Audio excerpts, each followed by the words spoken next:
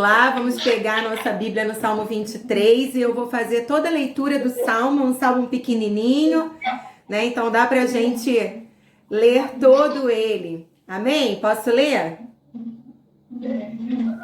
Então vamos lá. O Senhor é o meu pastor e nada me faltará.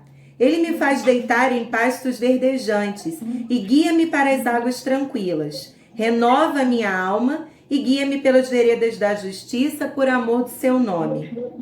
Quando eu tiver de andar pelo vale da sombra da morte, não temerei mal algum, porque tu estás comigo. Tua vara e teu cajado me consolam, ou me tranquilizam, na minha versão aqui, a NVI. Preparas para mim uma mesa diante dos meus inimigos, unges a minha cabeça com óleo e o meu cálice transborda. Bondade e misericórdia certamente me seguirão todos os dias da minha vida, e habitarei na casa do Senhor para todo o sempre. Nós aprendemos algumas coisas sobre o Salmo 23 no nosso encontro da semana passada. Eu gravei esse compartilhamento, né, que fiz aqui com vocês. Gravei e coloquei no YouTube do Ministério Satisfeitas. Depois eu compartilho o link com a pastora Sara. Quem quiser ouvir novamente ou passar para alguém, tá? Então, se você quiser relembrar o que a gente viu na semana passada, dá uma assistida lá para refrescar a sua mente. Eu queria começar esse tempo aqui com vocês dizendo o seguinte: o Salmo 23, ele narra uma mudança muito significativa que Davi viveu em sua vida, né? Ó, tem uma irmã falando aqui que tá com muito ruído. Eu acho que tem algum microfone ainda aberto, tá? Se puderem fechar, acho que facilita. É só clicar aí na sua foto e vai aparecer o desenho de um microfone. Você clica em cima do microfone e ele vai ficar fechado. E aí o som da sua casa, o som aí de onde você tá, não interfere na transmissão. Certo? Então vamos lá. Então eu queria compartilhar com vocês o seguinte: o Salmo 23, ele não é assim um salmo que traz um estudo que Davi aprendeu no templo, as leis de Moisés, né, o resumo do que ele aprendeu com seu pai, na sua casa, nas idas ao templo. O Salmo 23, ele é um relato das experiências reais que Davi viveu com o Senhor. Aqui a gente vai ver a experiência dele enquanto pastor, o que ele viveu como pastor de ovelhas, né? Tem assim um versículo que eu amo, que Davi diz assim: o Senhor me tirou, ele me viu e me tirou por detrás das malhadas. Eu estava lá escondidinho, atrás daquele rebanho grande, quer dizer, não tão grande, porque quando o irmão de Davi vai ofendê-lo, chega a dizer para ele assim: com quem você deixou suas poucas ovelhas, Davi, para vir aqui no campo? Então o rebanho nem era tão grande assim, mas o Senhor o viu por detrás das malhadas e o chamou para se tornar rei. Então o Salmo 23, ele narra um crescimento na vida de Davi. Um homem improvável, uma escolha improvável de Deus. Quem aqui se considera uma improvável? Né? Uma escolha assim, improvável. Eu me considero assim. Se eu for olhar para a minha vida, para a minha história, para a minha família, né? Eu sempre falo, eu sou a menina que nasci em Realengo, num bairro assim, sem muita expressão do Rio de Janeiro, no subúrbio do Rio. E o Senhor tem feito coisas tão maravilhosas da minha vida. Eu me considero uma improvável do Senhor. E esse salmo narra isso. Como Deus pegou um homem simples, de vida simples, um pastor de ovelhas, esquecido e desprezado por sua própria família. A gente vai lembrar aí do livro de 1 Samuel, no capítulo 16, quando o profeta vai ungir um filho de Jessé para ser rei. Davi não está ali naquele desfile de bonitões, né? O seu pai Jessé vem trazendo seus irmãos um a um, começando pelo mais forte, o mais capaz, o mais bonito, até o menos forte, o menos capaz, o menos bonito. E Davi, coitado, nem aparece na lista. E Samuel questiona Jessé: não é possível que você não tenha nenhum outro filho, porque Deus me disse que seria um filho da casa de Jessé. Então, eu já olhei seus filhos aqui, nenhum deles é o homem que Deus escolheu. Quem é esse homem então? Onde está então esse homem? E Jessé, o pai de Davi, diz assim: ah, tem um. Eu tenho mais um. É Davi. Ele está lá no campo cuidando de ovelhas. Mas Davi, tem certeza, Samuel? E aí mandam chamar Davi. Quando Davi chega, Samuel olha para Davi e Deus diz: esse é o escolhido.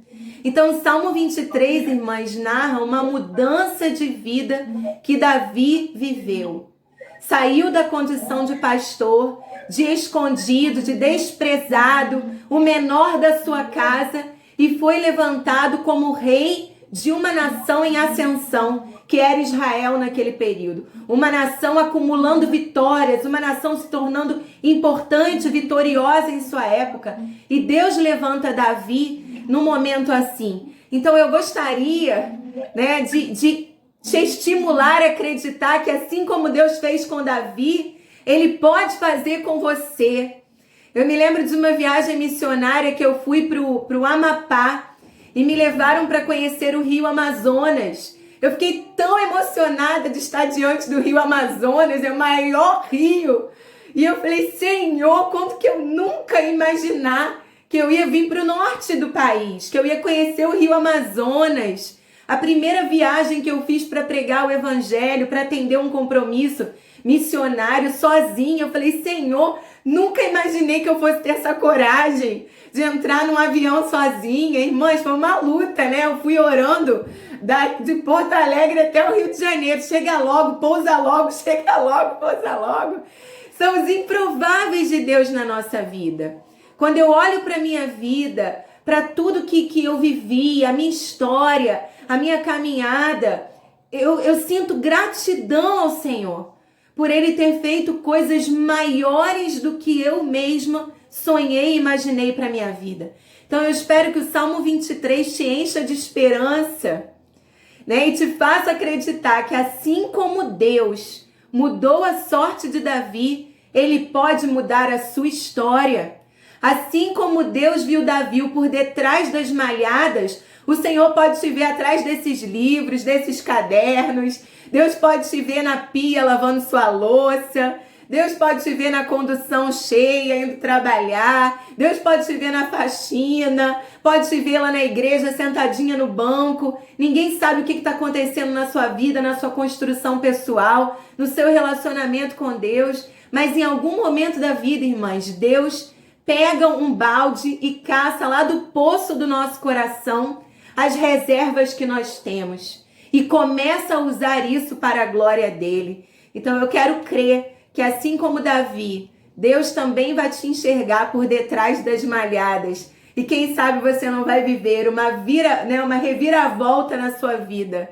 Quem sabe sua vida não vai dar aí um giro de 360 graus. E você vai sair de um extremo para o outro. E assim como foi com Davi, Deus pode fazer na sua vida também. Amém? Então fica aí também uma exortação, né? Nunca olhar para o outro como ele é hoje, mas acreditar que ele pode ser muito melhor e alcançar coisas muito maiores. Eu tenho ouvido uma canção, quase todo dia eu tenho escutado essa canção, e o refrão dela diz: o que Deus vê em mim é a beleza de Jesus, é a pureza que Ele tem, é a bondade que dele vem. O que Deus vê em mim não é o que de fato sou, mas é o que a cruz provou, que eu posso ser naquele que me amou. Então, quando a gente olha para o outro, a gente muitas vezes só enxerga o que a pessoa é hoje, o que ela está sendo hoje. Mas o olhar de Deus é um olhar de propósito. Deus nos enxerga dentro do propósito que Ele tem para nós. Quando Ele olhou Gideão, Ele não disse, com medo dos midianitas, né, Gideão, amassando trigo no lagar. Não, Ele olhou para Gideão e disse: homem corajoso, homem valoroso. Ele estava vendo Gideão de acordo com o propósito que ele tinha para ele. Então, o olhar de Deus nunca é o que você é hoje, como você está hoje. O olhar de Deus é dentro do propósito que ele tem para você. Que a gente possa aprender a olhar o outro desse jeito que Deus nos olha, né? Que a gente possa olhar o outro não enxergando um pastorzinho de ovelha, mas enxergando o futuro rei de Israel, né? Alguém que Deus quer usar para a sua glória. Amém? Então vamos lá para os versículos do Salmo 23. Nós já vimos o versículo 1 na semana passada, vimos o 2 e agora o versículo 3 diz: refrigera minha alma. Nós conversamos sobre isso também, né? Que o refrigério é um alívio para as nossas emoções. E a segunda parte desse versículo diz: guia-me pelas veredas da justiça por amor do seu nome. Particularmente é uma das coisas que eu mais gosto no Salmo 23, é esse pedacinho aí. Por quê? As veredas da justiça têm a ver com os caminhos retos do Senhor. Os lugares já aplainados por Deus, já consertados pelo Senhor. Inclusive a Bíblia vai dizer no Salmo 84, feliz é o homem cuja força está em ti, em cujo coração se encontram os caminhos aplainados do Senhor, os caminhos que Deus já endireitou para ele trilhar. Mas Deus é tão maravilhoso, minhas irmãs, que ele não diz apenas assim pra gente: olha, Ana Paula, esse aqui é o caminho da justiça, anda por ele, tá? Não, e o ser humano é tão complicado, o ser humano é tão teimoso, o ser humano é tão necessitado de pastoreio, né? Como uma música antiga do Prisma diz: sou ovelha que precisa de pastor. Eu preciso, e esse trecho do Salmo 23 confirma isso, que eu preciso de pastor, tá? E por que confirma isso? Porque a Bíblia diz que ele me guia pelo caminho reto. Olha, eu já estou no caminho reto. Eu já estou na vereda de justiça. Eu já estou num caminho que Deus acertou, que Deus consertou para mim. Já é um caminho bom. Não é verdade, irmãs? Saber escolher o caminho bom não é algo tão fácil assim, né? Andar num caminho bom não é um processo tão fácil assim. São muitos atalhos que a vida propõe. E você escolher o caminho da justiça e se manter no caminho da justiça é um desafio. Mas Deus não joga a gente no caminho da justiça e deixa a gente se virar. Lá nas veredas da justiça, Ele continua nos orientando. Porque é possível se perder até no caminho certo, gente. De que maneira? A motivação errada, né? Perdendo o foco, desânimo, cansaço, as frustrações, as feridas podem fazer com que a gente se perca no caminho certo. Você está andando no caminho certo, mas pode estar fazendo do jeito errado. Né? Você está aí casada com seus filhos, está no caminho certo. A família é direitinha, mas pode não estar desempenhando o papel da maneira certa. Você pode estar ali na igreja direitinho, nos compromissos, no horário certo, é pontual, é comprometida, mas pode não estar fazendo da maneira como Deus quer. Então a gente pode se perder até no caminho da justiça. Eu vi um testemunho de um pastor que estava comemorando 40 anos de ministério. E ele sentou em sua cadeira para montar o sermão desse culto comemorativo. E não fluía. O sermão não fluía. E ele começou a orar, né, e trazer a memória. Ele falou, vou aplicar aquele princípio, né, de Lamentações 3:21. Vou trazer à memória o que pode me dar esperança. Eu vou começar a me lembrar do que aconteceu nesses 40 anos. Então eu vou receber esperança, meu coração vai ser avivado e eu vou conseguir produzir um sermão. E ele começou a dizer, nós construímos um seminário teológico, quantos líderes nós formamos, quantas pessoas nós ensinamos a Bíblia ao longo desses anos, construímos uma escola, quantas crianças nós abençoamos com o ensino pedagógico de qualidade e ainda aplicando para a palavra de Deus, né? Algumas festas, que a gente sempre tem esses dilemas com a escola, né? Algumas datas comemorativas que a gente fica assim, poxa, mando meu filho ou não mando? Imagina, uma escola cristã que você não tem essa dor de cabeça. E ele foi listando tudo aquilo que alcançou ao longo dos 40 anos. Ainda assim, o sermão não fluiu. E ele desistiu, sentou na cadeira e disse, Senhor, o que eu vou fazer? Eu tenho que pregar, o sermão não flui. E Deus falou para ele, nesses 40 anos, você fez o que quis fazer. E eu estive ao seu lado te abençoando e abrindo portas para você. Mas será que agora, depois de 40 anos de ministério, você está pronto para fazer o que eu quero que você faça? Irmãs, quando eu vi isso, eu fiquei chocada. Eu não quero nem falar do seminário de teologia. Eu quero falar apenas da escola. Como eu me formei em pedagogia, eu tenho noção do que é abrir uma escola, da quantidade de documentações, da quantidade de dor de cabeça que você tem simplesmente para administrar uma escola. É projeto político-pedagógico, é reunião com o professor, sabe? É traçar uma meta de ensino, é criar um programa que funcione, acompanhamento com pais, acompanhamento com professores. É uma série de coisas que você precisa ter para estar legalmente apta para abrir uma escola. Só a dor de cabeça de ter uma escola e ser um projeto que Deus nem queria que ele fizesse. Então é tão interessante pensar nisso que mesmo nas veredas da justiça, a gente pode se enfiar num caminho de ativismo, fazer por fazer, fazer sem direção, fazer para cumprir uma agenda. Eu tenho que fazer, eu tenho que estar lá, eu disse que estaria, eu me programei. Como eu mesmo faço live todas as quintas-feiras no Instagram do Ministério Satisfeitas, mas teve uma quinta-feira que o Senhor não me deu a palavra. E eu falei, o que eu vou fazer? Eu vou inventar uma palavra para pregar porque eu disse que toda quinta-feira eu vou estar no Instagram? Então eu entrei lá, deixei um recado, disse hoje não terá live. Porque Deus não me deu palavra, para que eu vou fazer isso só porque eu tenho que fazer? Eu quero fazer na direção do Senhor. Então nós precisamos de ser guiadas por Deus, até mesmo no caminho reto. Quem se identifica com isso, que às vezes se perde até no caminho reto? Você está no caminho da justiça, você está na vereda da justiça, mas às vezes você se vê meio desorientado. Só eu, amadas. Só eu que levantei minha mão aí. Oh, glória, somos muitas que precisam, né, dessa sabedoria de Deus, até mesmo nesse caminho da justiça. Irmãs, vocês estão me ouvindo bem? Eu vi algumas pessoas falando aí do áudio. Vocês estão me ouvindo bem? Então, vamos lá. Versículo 4. Talvez depois do versículo 1, esse seja o mais famoso do Salmo 23. E eu particularmente gosto desse versículo nessa tradução da NVI.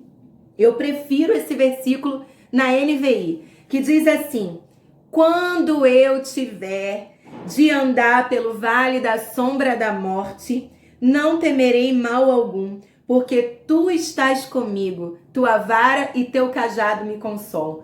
Por que eu gosto desse versículo na NVI? Em outras traduções vai vir assim: mesmo que eu ande pelo vale da sombra da morte. E aí esse mesmo dá uma ideia de que eu posso atravessar ou não, né? Fica assim meio aquelas opções de múltipla escolha, atravessa ou não atravessa. Mas a tradução da NVI diz: quando eu tiver que. E daí eu já me lembro das palavras de Jesus em Mateus 6. Quando orares, quando jejuares. Ou seja, Jesus deixou claro que nós vamos orar, que nós vamos jejuar. A gente tem que saber fazer do jeito que ele ensina. Mas que a gente vai fazer isso, a gente vai. Porque ele usa esse advérbio, quando. E aqui a mesma coisa. Quando eu tiver de andar pelo vale da sombra da morte. O que isso significa? Todas nós, em algum momento da nossa vida, enfrentaremos a travessia do vale da sombra da morte. Isso não é um privilégio de algumas. Todos nós teremos que enfrentar caminhos assim na nossa vida. Então Davi diz: quando eu tiver que passar por um caminho assim, eu sei como passar, eu sei de que me valer para passar por esse caminho sem me destruir, sem me desmanchar nessa travessia. É importante dizer que o Vale da Sombra da Morte, ele não era um local real, né? Davi não estava fazendo referência a um local que de fato existia. Não havia na época de Davi um vale com esse nome, o Vale da Sombra da Morte. É de fato uma metáfora, ele faz uma comparação. O que seria o Vale da Sombra da Morte? São situações, são circunstâncias na nossa vida que nos levam ao limite físico, ao limite emocional, ao limite espiritual. Sabe aquelas situações que você enfrenta que pensa assim, não vou aguentar mais, não vou suportar mais, cheguei ao meu limite, eu não tenho mais força, eu não tenho mais disposição. Quando você faz uma atividade física, né, e tá todo mundo lá, todo mundo fazendo, e você tá morrendo. E você, Senhor, eu não tô aguentando mais isso, não, eu não vou suportar. E aí o professor, para te estimular, diz assim, vamos lá, ainda tem mais 2 séries. E você, eu não tô aguentando nem essa, tem misericórdia, Senhor. Quando você chega no seu limite, talvez você passou por uma situação de doença e você sentiu uma dor tão grande, e a sensação que você teve é de que não suportaria mais dor alguma. Quem aqui já passou por um parto normal? Irmãs, é uma dor louca, né? É uma coisa assim que você chega num ponto que você diz assim, Senhor, não tem mais como dilatar, não tem mais como ter contração. Eu acho que eu não suporto mais uma contração. Então é uma dor que te leva ao seu limite, que você enxerga a fragilidade do seu corpo. Como que seu corpo é frágil. Como que a vida é frágil. São situações da vida que você se vê tão destruída emocionalmente, tão desestruturada emocionalmente, que a sensação que você tem é que não tem mais força para suportar aquilo. Eu lembro de passar uma situação na minha vida que eu acordava chorando.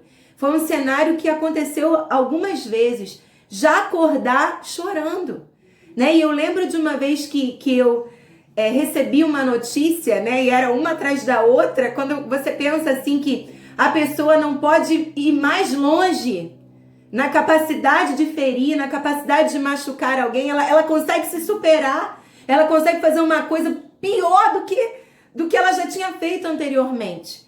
E eu já vinha de um processo de uma coisa atrás da outra. E quando eu vi aquela situação, eu fui direto para o meu quarto e me debrucei na cama do meu quarto, comecei a chorar e disse, Senhor, eu cheguei no meu limite. Eu não tenho mais como aguentar essa situação. Eu preciso que o Senhor me socorra, que o Senhor derrame um refrigério na minha alma, porque eu estou no meu limite emocional. Eu não estou dando mais conta disso emocionalmente.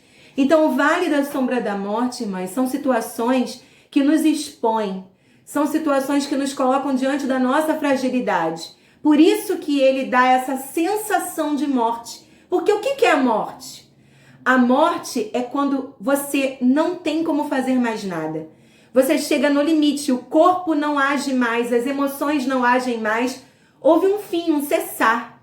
A morte é isso, não é assim? Quando todos os seus sentidos param de funcionar. Então é decretada a morte. Você não ouve, você não vê, você não fala, você não toca, né? Os seus sentidos paralisaram. Não há mais reação. Isso é a morte. Então são situações que nos levam a compreender que chegamos no limite. Que nosso corpo, nossas emoções não conseguem mais produzir reações diante daquilo. É desesperador, não é mesmo? Quem já passou por situações assim sabe que é desesperador. E realmente a sensação que dá é que você não vai conseguir se recuperar daquilo. Quando eu passei por este vale, uma das coisas que eu mais temia era não me encontrar mais no final dele. Né? Eu temia chegar ao final desse vale e não saber quem eu era mais. E me desencontrar de mim mesma. E isso de fato aconteceu. E eu tive que me redescobrir depois de toda aquela dor que eu havia enfrentado. Quem sou eu depois disso tudo? Como é que eu recomeço? Quem sou eu como amiga? Quem sou eu como líder? Quem sou eu como serva? Quem sou eu como mulher? Onde eu estou no meio disso tudo? Então o Vale da Sombra da Morte faz isso com a gente. Nos leva ao nosso limite. E Davi disse, quando eu tiver que enfrentar situações assim, eu não vou temer mal algum, porque tu estás comigo. Isso é muito interessante, porque Davi não menospreza o mal. Ele deixa claro que o mal é um mal e que ele pode causar danos irreparáveis até nas pessoas. Mas a presença do pastor ao lado dele garantiria que aquele mal poderia cooperar para o bem. E aí a gente vê a palavra de Romanos aplicada, né? O Senhor, o nosso Deus, ele faz com que todas as coisas cooperem juntamente para o bem daqueles que amam a Deus e que são chamados segundo o seu propósito. Amadas, como eu venci, eu, Ana Paula, o meu vale da sombra da morte, conservando vivo em meu coração o meu amor por Jesus. O meu amor por Jesus não podia se abalar. E isso eu lutei para não perder. Porque todas as coisas cooperam para aqueles que amam a Deus e que foram chamados segundo o seu propósito. De alguma maneira eu lutei para que aquele propósito de Deus na minha vida não se perdesse. Ele continuasse protegido em meu coração. E então o Senhor faz o que Davi diz aqui. Ele está comigo e a sua vara e o seu cajado me tranquilizam. Como que essa vara e esse cajado podem me tranquilizar? A vara, irmãs, é um pedaço mesmo, né, de um galho, de um arbusto, que o pastor escolhe cuidadosamente. É importante a gente entender que essa vara não é qualquer pedaço de árvore que ele arranca e usa para corrigir a ovelha. Não, a vara ela é escolhida cuidadosamente. Esse galho ele é examinado pelo pastor. Ele observa se esse galho tem condições de virar uma vara. Então ele pega o galho, arranca daquela árvore, daquele arbusto e começa a limpar. Ele limpa, ele deixa lisinho, tira toda aquela aspereza, tira naquelas partes que ficam pontiagudas de uma árvore para não ferir a ovelha. Não é essa a intenção, machucar a ovelha, causar danos, causar feridas, cicatrizes na ovelha. Não é essa a intenção do pastor. Então ele prepara a vara. Ele prepara essa vara cuidadosamente. Ele dá uma alisada em uma das pontas dessa vara de maneira que ela fique mais arredondada. E ele usa a vara para quê? Primeiro, para afugentar os animais. Aqueles que vão causar mais ferida, mais medo do que o vale da sombra da morte já está causando. A situação já é sombria, já é difícil. E podem aparecer animais que vão assustar ainda mais as ovelhas. Sabe aqueles amigos de Jó? O que você fez para isso estar acontecendo com você?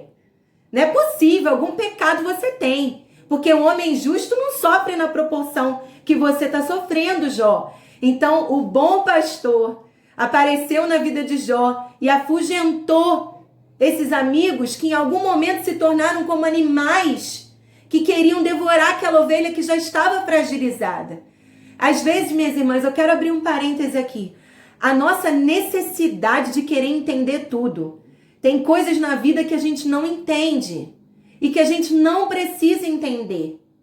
Tem coisas que a gente só precisa contemplar. Às vezes a gente quer ter resposta para coisa que Deus nem liberou resposta. E essa necessidade de entender por que o outro está passando por determinados problemas faz até com que a gente seja injusta com as pessoas. Faz até com que a gente trate uma pessoa inocente como culpada. Porque a gente quer ter resposta para tudo. Tem coisa na vida que não tem necessidade de ter resposta. Aliás, a resposta ela tem a tendência de vir com o tempo. Deixa o tempo agir. Deixa o tempo trabalhar e ele mesmo vai mostrar como as coisas de fato são. Então o Senhor usa essa vara para afastar os animais que querem se aproveitar da fragilidade dessa ovelha. Ela já está frágil. E eles veem a oportunidade de devorá-la. O bom pastor diz, sai para lá. Ela não está sozinha, tem alguém com ela. A vara também serve, irmãs, para dar assim, umas cutucadas na cabeça da ovelha quando ela está tendo seus ataques histéricos. Vê se você se identifica com isso aqui. Ah, Senhor, por favor, mas essa ainda? Depois de tudo que eu tive que passar, ainda vou ter que aguentar isso? Ninguém merece, Senhor, fala sério. Né? Não tem outro servo aí, uma serva tua para o Senhor provar, não? Pegou todas as provações do mundo e jogou para cá? Você já passou por isso? Já teve esses momentos de ataque de histeria? Que você ficou lá sacudindo? Senhor! né? E canta aquelas músicas e que a vitória vai vir, que todo mundo vai ver e tudo mais. Então o pastor vem, não fica batendo boca com a gente, ele dá assim, ó, umas batidinhas na cabeça, como quem diz assim, fica quietinha, vamos parar com esse ataque histérico, menos, se acalma, se aquieta. Então a vara vai nos proteger de nós mesmas, irmãs. Em situações difíceis como o Vale da Sombra da Morte, nós podemos nos tornar nossas inimigas, iniciando processos de autossabotagem na nossa vida, trabalhando contra aquilo que Deus quer fazer em nós, com imaturidade, com palavras cruéis, falando para Deus coisas que o Senhor não merece ouvir, despejando nos outros as consequências daquela dor que nós estamos vivendo. Então o Senhor usa a vara contra nós mesmos, para nos controlar, porque nós podemos nos causar danos, até nos vitimizando, nos colocando numa situação de fragilidade tão grande. Existe uma doença, né, que ela é conhecida popularmente como ossos de cristal. Essas pessoas têm os ossos tão frágeis, que o processo de uma mãe pegar uma criança que tem essa doença no colo, às vezes rápido, pode causar uma fratura. Eu acompanho uma menina no Instagram, Sara Cristal, e ela tem 5 aninhos. Ela vive engessada, porque às vezes assim ela esbarra, sabe, em alguma coisa da casa e ela quebra a perna, quebra o braço, porque os ossinhos dela são frágeis. E ela não vai crescer como uma criança normal, porque esses ossos não vão suportar o peso do crescimento. Irmãs, o Vale da Sombra da Morte pode nos tornar eternamente mulheres de cristal. Sabe, mulheres que qualquer coisa vão nos destruir, vão nos impedir de crescer, vão abalar, sabe, a estrutura que é forte e capaz de suportar muito crescimento. Deus te fez forte, minha irmã, mas as circunstâncias da vida podem te enfraquecer. Então, quando nós nos vitimizamos, quando a gente supervaloriza a nossa dor, nós podemos nos tornar mulheres de cristal, que se quebram facilmente. E aí vai ser uma pena, porque o Senhor quer te usar muito. Mas se a fragilidade for grande, você vai ser usada poucas vezes. Pensa na sua casa. Aquilo que tem mais resistência, você usa com mais vontade, não é assim? Mas tudo que é muito delicado, tudo que pode quebrar com fragilidade, você tem muito receio de usar. E o Senhor quer nos usar sem limite, irmãs. Por isso nós precisamos criar resistência. E a vara nos ajuda nesse processo de criação de resistência. Mas não somente a vara. O pastor usa também o cajado. O que é o cajado? É uma vara alongada, é mais longa do que uma vara. E ele tem assim uma parte em formato de gancho, né? Formando um bastão nessa parte assim, já viu? Acho que tá fácil de entender, né? Um cajado. A ponta dele é assim arredondadinha. Pra quê? Nesses momentos de desespero, de travessia de locais difíceis, a ovelha pode buscar um atalho, porque ela quer sair desse trilho. Ela não quer ficar passando por esse deserto. Ela não quer caminhar por esse caminho difícil. Ninguém escolhe, por livre e espontânea vontade, trilhar um caminho difícil. Então, o que a ovelha quer? Sair dali o quanto antes. E ela pode buscar um atalho, pode se enfiar no meio dos arbustos. Ela é muito fofinha. Ela pode se prender no meio de um arbusto. Então, o que o pastor faz? Pega o cajado, prende essa parte arredondada por detrás do pescoço da ovelha e puxa, tirando a ovelha desses locais de perigo. Ou quando ele observa que ela está saindo do caminho, ele pode fazer o mesmo processo, pegar o cajado, colocar no pescoço dela e puxar para perto dela. Então, o cajado vai garantir que a gente se mantenha no caminho, inclusive no caminho da dor. Porque é um processo necessário.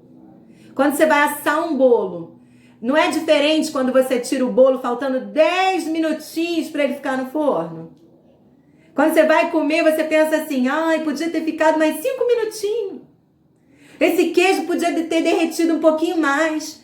Essa carne podia ter dourado um pouquinho mais. Se eu não tivesse tirado o bolo agora, aqui o meio tinha cozido completamente. E você encontra um pedacinho que ficou solado. Por quê? Foi tirado do forno antes da hora. A borboleta, se eu ficar com pena da lagarta, e eu for lá e abrir o casulo de pena dela, que está sofrendo dentro do casulo, e sofrendo mesmo, irmãs. Ela sofre um processo de mudança interior e exterior. O estômago dela muda, o pulmão de uma lagarta muda. O tamanho dela muda. As asas começam a rasgar o corpo dela para nascer. É doloroso. Ela sofre dentro daquele casulo. Se eu ficar com pena dela e quiser arrancar essa lagarta do casulo, ela nunca mais será lagarta. Porque ela terá iniciado um processo de transformação. Lagarta, ela não é mais. E ela nunca será uma borboleta. Porque ela não finalizou o processo. Ela vai se transformar num ser que nem nome tem. Porque iniciou um processo que não concluiu. Seria melhor que ela tivesse morrido lagarta do que ter iniciado o processo de transformação e não ter ido até o final. Minhas irmãs, a gente precisa de força para aguentar até o fim os processos da vida. Porque se a gente sair no meio, você não vai voltar a ser aquela mulher que você era antes e nem tampouco vai chegar onde Deus quer. Você vai se transformar num ser sem nome, sem classificação científica, estranha, com parte de uma asa, mas sem condições de voar. É necessário chegar até o fim. Há uma canção do Diante do Trono que diz: eu aceito o processo, eu abraço a dor, tudo fazes lindo no teu tempo, ó Senhor. Irmãs, dando mais uma vez o testemunho desse vale que eu enfrentei. Eu estava de férias aqui na cidade onde atualmente eu moro, mas na época eu vim de férias para cá. E eu estava na praia. Apesar de morar no sul do Rio Grande do Sul, aqui tem praia e tem verão, gente. E o verão é quente, então a gente aproveita porque ele é quente, mas é curto. Ele passa bem rapidinho. E eu estava na praia, e muito assim, emocionalmente abalada. E falei com meu marido, com um casal de amigos que estava conosco, que eu precisava caminhar e ficar sozinha. E caminhei muito naquela praia, caminhei muito mesmo. Um dado momento eu sentei no chão daquela praia e comecei a chorar. E o Senhor falou comigo assim: olha, eu quero te levar além, eu tenho coisas maravilhosas para fazer na sua vida. Mas se essa experiência que você viveu te devastou dessa forma, e você não está pronta para enfrentar lutas maiores, então para preservar a sua vida, eu não posso te levar ao nível que eu quero te levar. É preciso que você entenda, Ana Paula, que para onde eu quero te levar, você vai enfrentar problemas iguais e maiores do que esse. Se você não quiser, tudo bem. Eu vou saber que posso te usar até aqui. Até o limite dessa dor, você é capaz de suportar. Mas se você quiser ir além, então você precisa se preparar, porque problemas virão. E amadas, eu sabia o que Deus estava me propondo, porque eu tinha conhecimento da dor que eu tinha enfrentado. Eu sabia o que era aquilo na minha vida, na minha mente, no meu coração, para a minha família. Então eu me levantei naquela praia e disse: Senhor, eu tenho ideia do que virá, mas ainda assim te servir é a maior motivação da minha vida. Eu não tenho outra ambição na vida que não seja cumprir os propósitos para o qual o Senhor me fez nascer. E eu voltei todo aquele caminho chorando, porque eu sabia o que eu teria que enfrentar. Mas o Senhor me fez resistente para passar por isso. Sabe, a força de ter suportado aquele processo até o fim me deu condições e maturidade de viver o que eu vivo hoje, de passar pelas coisas que eu passo hoje. Tem uma canção da Fernanda Brum que diz assim: o que não me matou, forte só me deixou. Aquilo que não te matou, minha irmã, te deixou forte, capaz de suportar dores maiores. Mas aquilo que nos mata é o limite do que Deus pode fazer na nossa vida. E é interessante o uso desse cajado, porque ele nos puxa para perto dele, né? Ele pega a gente ali que está querendo sair daquele caminho e traz para pertinho dele, e não só para perto dele.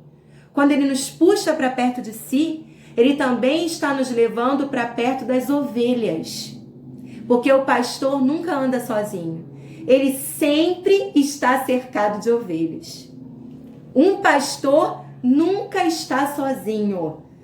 Ele sempre está cercado de ovelhas. Eu costumo falar do pastor Arquimedes, que é o meu pastor, né, da Casa de Oração de Realengo.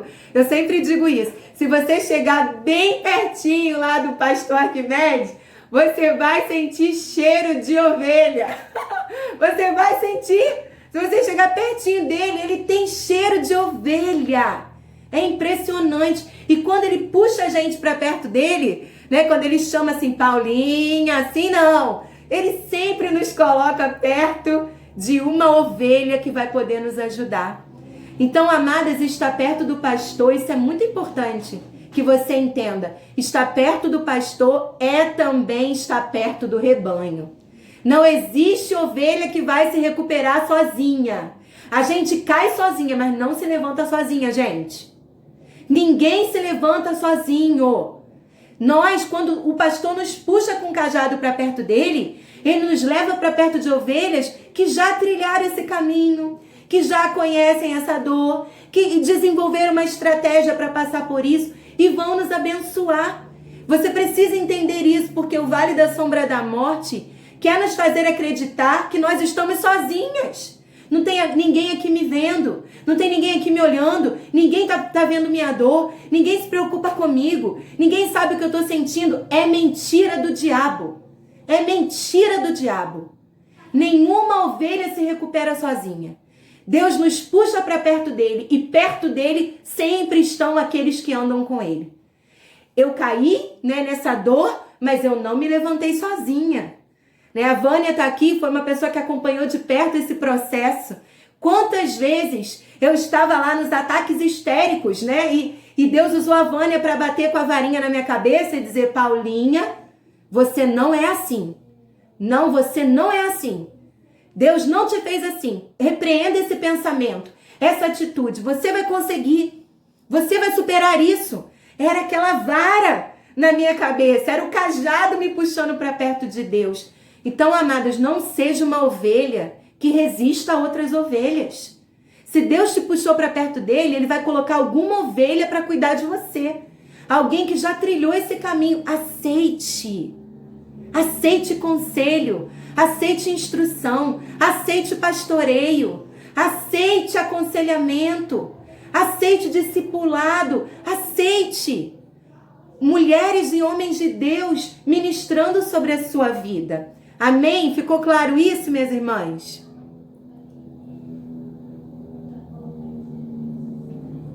Amém? Ficou claro? Receberam? Ficou claro isso? E agora esses dois últimos versículos que falam sobre Davi como rei. Os 4 primeiros versículos falam dele como pastor e os 2 últimos como rei. O versículo 5 diz assim, preparas para mim uma mesa na presença dos meus inimigos. Unge minha cabeça com óleo e o meu cálice transborda. Isso aqui, irmãs, era a maneira como uma pessoa era recebida para um banquete especial. Quando o rei, ele preparava a mesa posta, eu amo esse assunto de mesa posta, né? Preparar a mesa para receber pessoas, para a nossa família. Quando o rei ia receber alguém muito especial na sua casa para um banquete, ele fazia isso aqui que Davi está descrevendo. Ele preparava uma mesa farta, um banquete generoso. Ele não economizava, não poupava, não ficava de mendigaria, era sem miséria. Ele tirava o que tinha de melhor na sua despensa, as melhores coisas e montava uma mesa. Então, esse convidado de honra recebia um azeite perfumado na sua cabeça. Era um sinal de que entre todos aqueles convidados, ele era o de honra, era um convidado especial. E para ele, o vinho era servido sem limite. Ele poderia beber o quanto quisesse. Então, essa metáfora do cálice transbordando, do cálice que sempre tinha bebida, que nunca faltava. O que Davi está nos ensinando aqui? quando os nossos inimigos, eles chegam perto demais da gente. Eles se aproximam muito. E é esse o relato do verso 5. Quando esses inimigos chegam muito, muito pertinho. Você quase que consegue palpá-los de tão perto que eles estão. É uma afronta, uma coisa assim, muito próxima. O que Deus faz? Deus não fica brigando com o inimigo. Deus não fica citando verdades a seu respeito para o inimigo. Ele não fica dizendo, quem você pensa que é para mexer com a minha filha? Deus pega você na presença do inimigo e te dá um banquete generoso de fartura.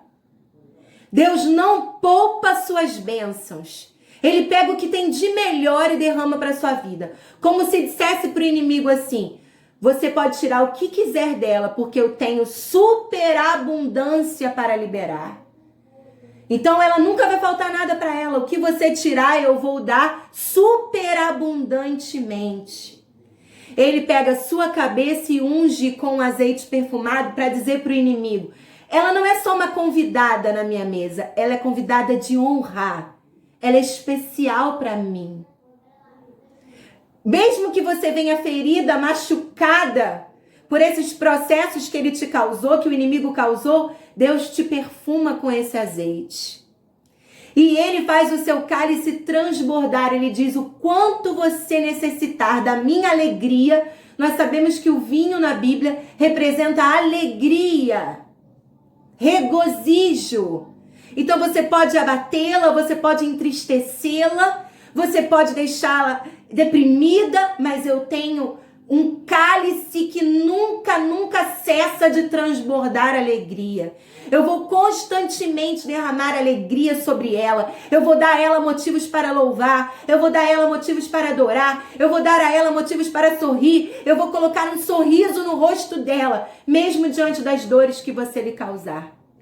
Então, te tratando como alguém especial, o Senhor faz calar o inimigo na sua vida. Te dando um tratamento especial. Amadas, isso é precioso demais, não é mesmo? Saber que o Senhor nos pega e nos dá honra diante dos inimigos que querem nos desonrar, nos envergonhar, nos entristecer, nos abater, nos abalar. O Senhor faz isso conosco.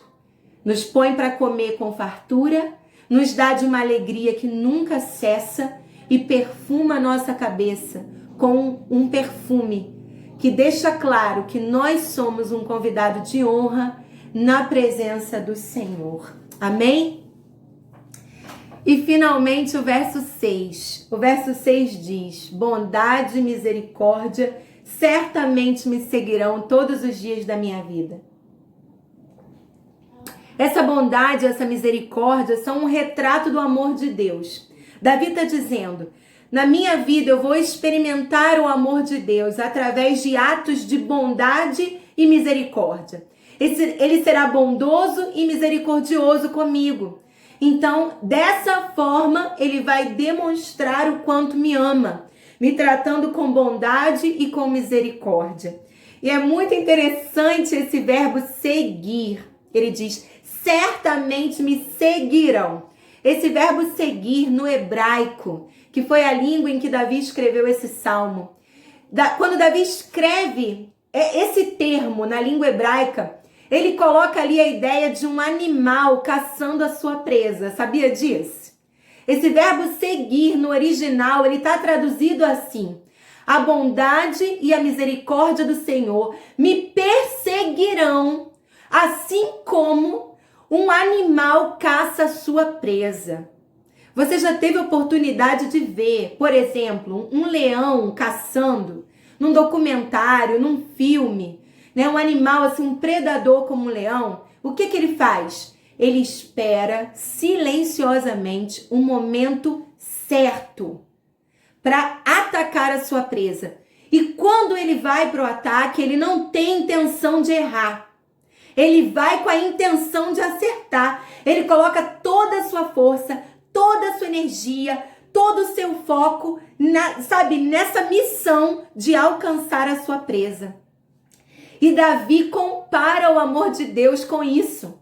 Ele diz que Deus vai ficar à espreita, assim, ó, como um animal, te observando no seu dia a dia, te olhando. E aí Deus vê o momento exato para te abençoar. E Ele corre atrás de você para te abençoar, como um leão está correndo atrás da sua presa. Minha irmã, Deus não tem intenção de errar quando Ele corre atrás de você para te abençoar.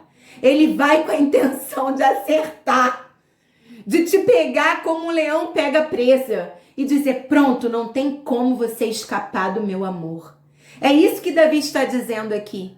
Não tem como escapar da bondade e da misericórdia do Senhor. Elas me perseguem como um animal feroz está perseguindo a sua presa. Davi mesmo diz isso no Salmo 139. Ele diz, se eu subir no mais alto monte, me encontrarei com o Senhor. Se eu descer, o Senhor me verá. Nem mesmo a escuridão é escura demais para ti. Não tem como eu escapar desse amor. Eu posso ir para o lugar mais alto, para o lugar mais profundo. Esse amor vai me perseguir com a intenção de me alcançar, com a intenção de me abençoar. Eu gostaria que você gravasse isso na sua mente, minha irmã. E cada vez que você abrisse seus olhos pela manhã, você tivesse essa certeza que a bondade e a misericórdia estavam assim, ó, perto da tua cama. E quando você abriu o olho, elas disseram, ela acordou, vamos pegá-la de jeito. E a bondade e a misericórdia vão atrás de você e você pode brincar de pique-esconde com elas. Elas vão te achar. A bondade e a misericórdia do Senhor vão te encontrar e vão te prender. Elas estão caçando você. Então não é apenas um seguir assim, ó, um atrás do outro, igual a gente brinca com criança, né? Faz aquela musiquinha para criança, um atrás do outro, igual um gafanhoto. Não é assim, de uma maneira delicada, que a bondade e a misericórdia estão seguindo você. Não, elas estão te perseguindo com a intenção de te pegar. A bondade e a misericórdia não querem errar quando vão te alcançar. E ele termina dizendo, e habitarei na casa do Senhor para todo sempre.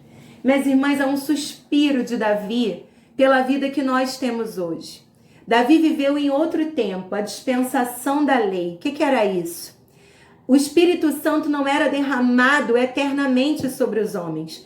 O Espírito Santo vinha e capacitava esses homens para uma missão especial. Então Davi experimentou a visitação do Espírito Santo, porque ele viveu no tempo da lei. Mas nós vivemos na dispensação da graça. O que é isso? O Espírito Santo foi derramado permanentemente sobre nós. O Espírito Santo não vem sobre você para te ungir para algo especial. Ele habita em você. Davi ia ao templo. Nós somos o templo. Nós somos o templo do Espírito Santo. Davi ia esporadicamente ao templo, em festividades, em reuniões.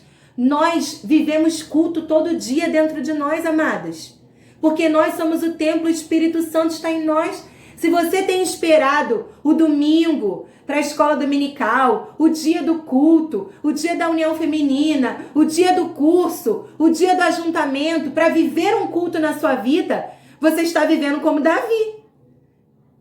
Davi suspirou para ter a sua vida. Ele disse, ai, como eu gostaria de ter a vida da Ana Paula. Ter o Espírito Santo para sempre dentro de mim. Ser o templo do Espírito Santo. Ai, como eu gostaria de ter a vida dela. Davi está suspirando pela vida que nós temos. Uma vida de plenitude. Ele não experimentou isso na vida dele. A permanência do Espírito. Tanto que no Salmo 51 ele ora dizendo, não retires de mim o teu Espírito.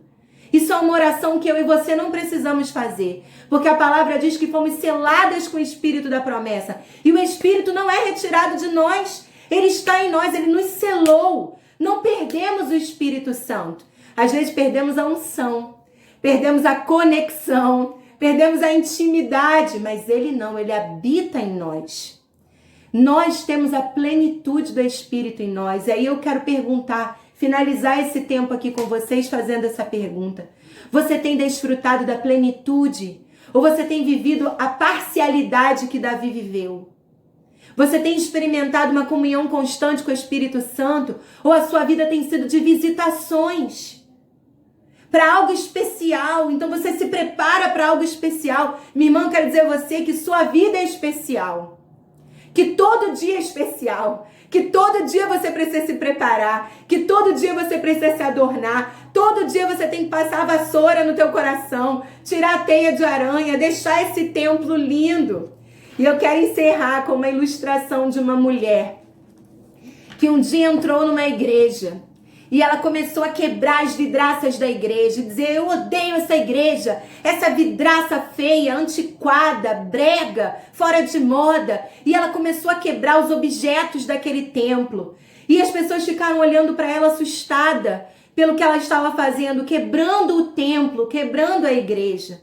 E aí ela encerra dizendo para as pessoas assim: cada vez que você se olha no espelho e se deprecia e fala mal de você mesma e se diminui, você está quebrando as vidraças do templo. Você está destruindo o templo. Cada vez que você dá legalidade ao pecado na sua vida, você abre mão de uma vida de santidade, você está destruindo o templo de Deus. O templo de Deus é você.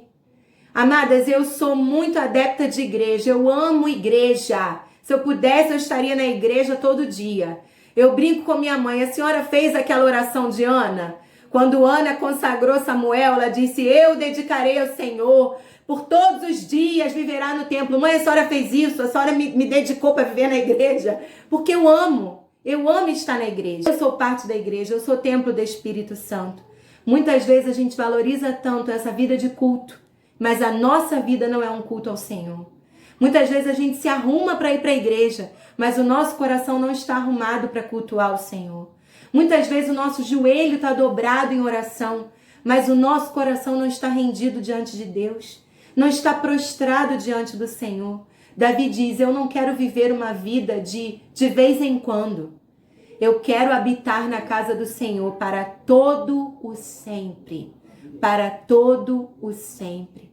Que esse seja o desejo do seu coração. Não viver de vez em quando, né? Não viver de domingo, não viver de reuniões, mas que sua vida seja um culto de adoração a Deus. Amém? Eu espero que esses 2 domingos tenham abençoado sua vida e tenham sido assim edificantes, que você a partir de hoje veja o Salmo 23 de uma maneira diferente. Que Deus abençoe sua vida, sua casa, em nome de Jesus.